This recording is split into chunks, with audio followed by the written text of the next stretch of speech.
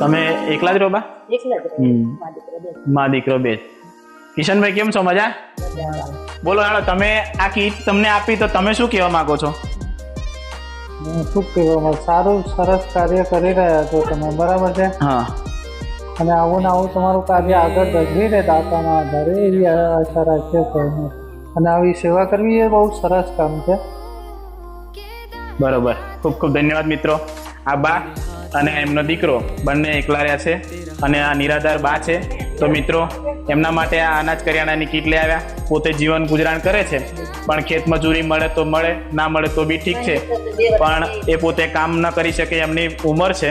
તો મિત્રો જોઈ શકો. હવે તમને એમના મકાનના દ્રશ્યો હું તમને બતાવું કે મિત્રો એ કેવા મકાનની અંદર પોતે બા નિવાસ કરે છે. આવો મિત્રો, જોઈ શકો મિત્રો, આ બા પોતે એકલા રહે છે. આ મકાન તેમનું પડી ગયું છે.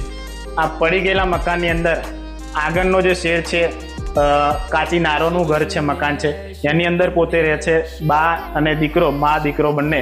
અને આ મકાનની અંદર પોતે નિવાસ કરે છે મિત્રો.